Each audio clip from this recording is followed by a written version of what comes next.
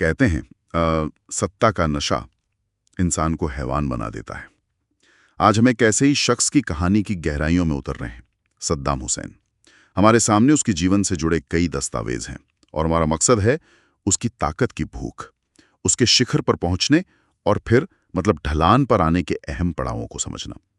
चलिए इसकी पड़ताल शुरू करते हैं। हाँ, और ये कहानी सिर्फ एक व्यक्ति की नहीं है, बल्कि ये दिखाती है कि कैसे असीमित अधिकार, वो डर का माहौल और बेलगाम महत्वाकांक्षा किसी देश और समाज पर दशकों तक असर डालती हैं।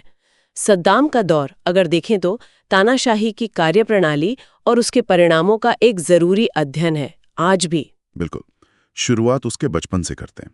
28 अप्रैल 1937 तिक्रित गांव में जन्म हुआ उसका।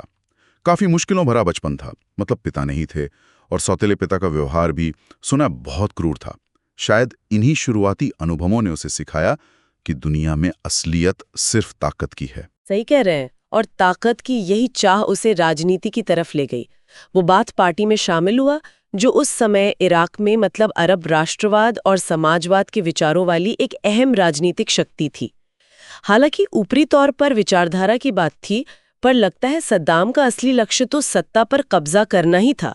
1968 के तख्तापलट के बाद उसने पार्टी के अंदर अपनी जगह बनाने के लिए चालाकी और क्रूरता दोनों का इस्तेमाल किया, बहुत शातिर तरीके से। और फिर 1979 में वो वक्त आया जब उसने अहमद हसन अल बकर को हटाकर खुद इराक की कमान संभाल ली। और ये बात थोड़ी चौंकाती है कि सत्ता संभालते ही उसका पहला कदम अपने ही कई वरिष्ठ साथियों का सफाया करना था। वो भी लाइव टीवी पर उन पर मुकदमे चलाए गए और फांसी दी गई। ये तो डर पैदा करने का एक भयानक तरीका था, है ना? हाँ, बिल्कुल। ये सत्ता पर अपनी पकड़ मजबूत करने और किसी भी संभावित चुनौती को शुरू होने से पहले ही कुचल देने की रणनीति थी।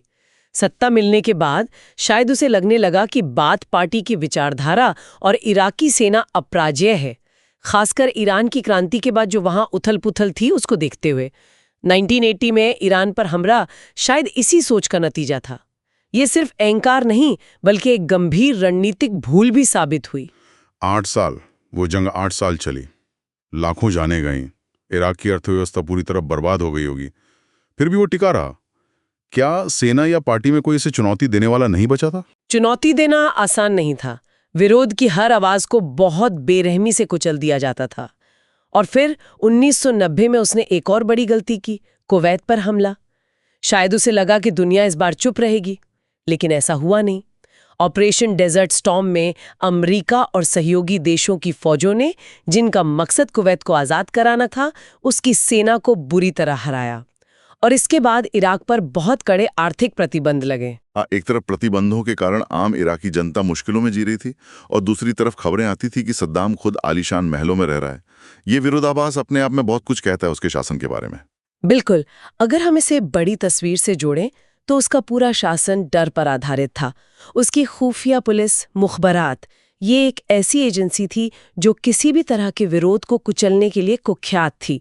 उसका खौफ ऐसा था कि लोग अपने घरों में भी फुसफुसाकर बात करते थे। हजारों कुर्द लोगों पर वो रासायनिक हमले, अनगिनत लोगों की हत्याएं और वो सामूहिक कब्रें, ये सब उसके दौर की एक भयावह सच्चाई है। फिर आया 1911 का हमला। उसके बाद अमेरिका ने इराक पर आतंकवादियों को पनाह देने और वो सामूहिक विनाश के हथियार रखने का आरोप लगाया। हालांकि इन आरोपों पर काफी विवाद भी रहा है, ये भी सच है। 2003 में अमेरिकी नेतृत्व में इराक पर हमला हुआ और कुछ ही हफ्तों में सद्दाम की सत्ता खत्म हो गई। वो शासक जो खुद को बहुत शक्तिशाली समझता था, अब एक भगोड़ा बन चुका था, छिपता फिर रहा था। आखिरकार दिसंबर 2003 में उसे तिक्रित के पास एक छोटे से भूमिगत बंकर, एक तहखाने से पकड़ा गया। वो तस्वीर दुनिया ने देखी थी, बिखरे बाल, बड़ी हुई दाढ़ी, एक थका हुआ हारा हुआ इंसान। फिर उस पर मानवता के खिलाफ अपराधों का मुकदमा चला, जिसे दुनिया भर में देखा गया, और 30 दिसंबर 2006 को उसे फांसी दे दी गई। जिस शख्स ने अनगिनत मौतें दी, उसका अंत भी मौत से ही हुआ। ये न्याय की जटिलताओं पर भी एक सवाल छोड़ गया। तो ये थी सद्दाम हुसैन की कहानी। तिग्रित की गलियों से शुरू होकर फांसी के तख्ते पर खत्म हुआ एक सफर। मुश्किलों से जन्मी महत्वाकांक्षा कैसे एक क्रूर तानाशाही में बदली और उसका अंत क्या हुआ, ये उसकी कहानी साफ दिखाती है। सत्ता का नशा वाकई खतरनाक है। हाँ, और ये हमें सोचने पे मजबूर करता है क्या ताकत हमेशा इंसान को तबाही की ओर ही ले जाती है, या फिर सही हाथों में पड़कर ये सकारात्मक बदलाव का जरिया भी बन सकती है?